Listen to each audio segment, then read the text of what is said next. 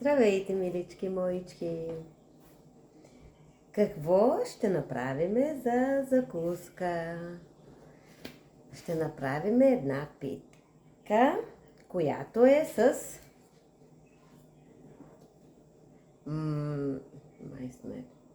царевично брашно. Да, забравям. Което е с царевично брашно и нормално брашно, разбира се. И което ще има кисело мляко, сода бикарбонат и едно яйце. Сега ще пристъпиме към направата. Как са веждите? Пак да ви ги покажа. Да, айде да си сложим престилката.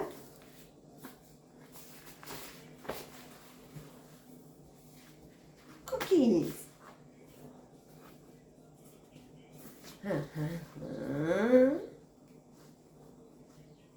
Добре. Така. Тази питка е позабравена. Тя е от моето детство също. Както който ми гледа видеята, знае, че аз държа на нашата традиция, на нашите обичаи. Гледам да не се забравя това, което ние сме яли като деца. Каква ще бъде първата ни стъпка? Само да видя всичко да може да се вижда.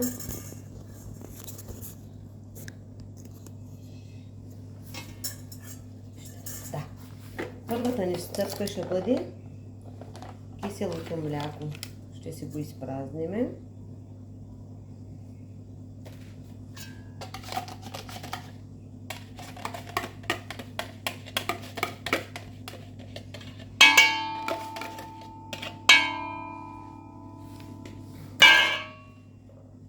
И ще сложим сода бикарбонат. Още ми е нова содата от руския магазин. Се го бях купила. Една супена лъжичка, не с връх, равна супена лъжичка. Много ли ще стане? Да. Ето, равна супена лъжичка сода и една супена лъжица оцет. Няма значение какъв ще би оцета, аз в случая имам обикновен оцет за салатки, който да турши използвам. Така да обърна купата. Както знаете, тази купа е много практична. Мога на всяка страна да я обърна и да се стои. Има си стойка тук. Ето, че киселото ми мляко е готово. Отново само напълно да ми... О!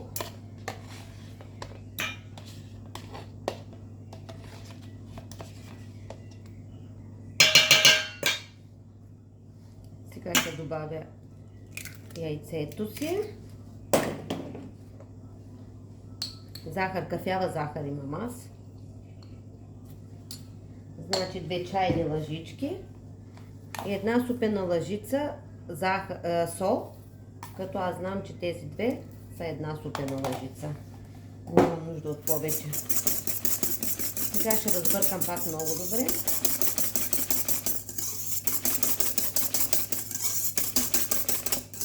Значи тази пита се яде с... след като е готова вече, се я мажем с краве сирене. Слагаме си с краве масло, слагаме си краве сирене или кашкавал по средата и нарязано доматче. Сега ще си добавя 2 чайни лъжици царевично брашно се добавям аз. Точно бяха 2 чайни лъжици, чаши. Това какво ми става тази сутрин на мене?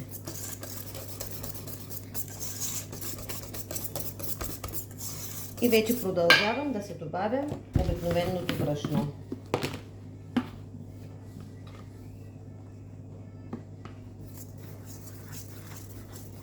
Докато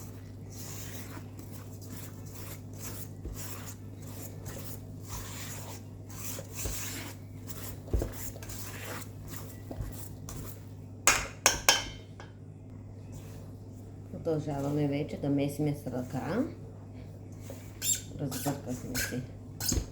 Да покажем тук. Няма твърдо тесто, няма да направим.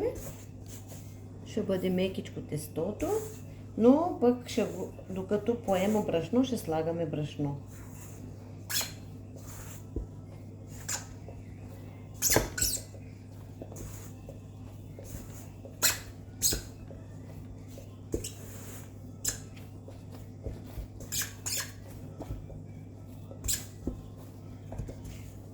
Сигурно много от вас са яли като деца тази питка, а и сега съм сигурна, че има които я приготвят, но исках да споделя с вас.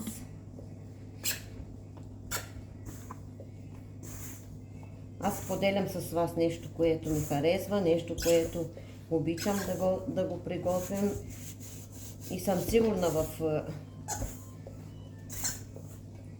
това, че ще ви се хареса като вкус. Ръцете си ги изчистих от тестото и брашното.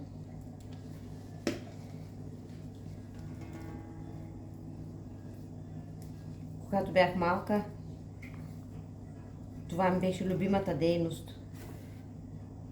Някой да забрави тестото, да излезе някъде и аз да подхвана тестото.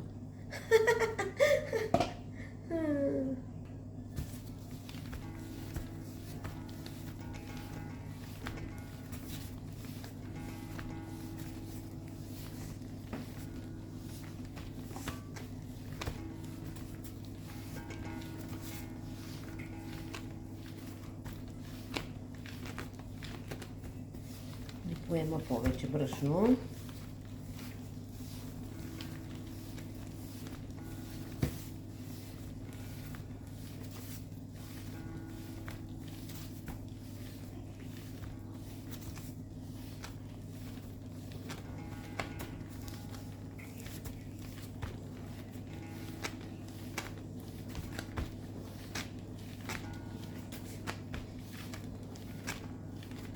Четири чайни чаши брашно. Долу-горе толкова ми отиват на тая. Не брашно, ами 2 чайни чаши са ми брашното, 2 чайни чаши са ми царевичното. Ето, лекичко тесто. Обичам ръцете ми да са натестени.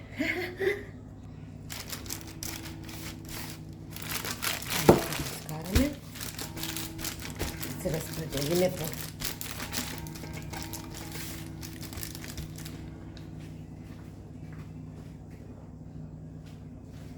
сложим малко зехтинче отгоре.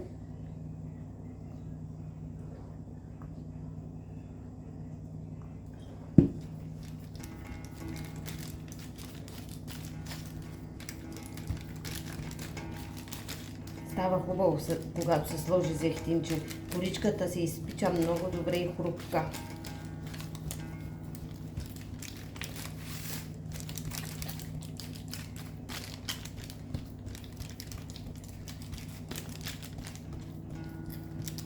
Фурната си я загрях на 180 градуса с вентилатор.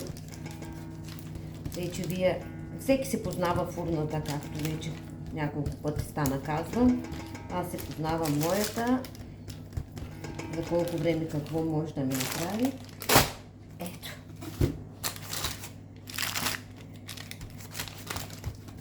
Сега ще направим няколко дупки. Свилица.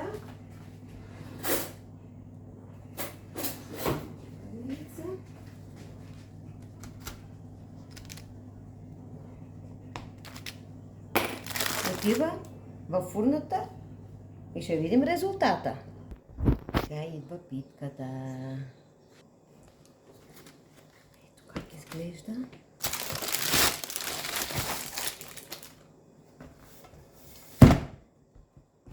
С сиренце, с айранче, с томатенце, с чисто масло и с плой. Да видим тук.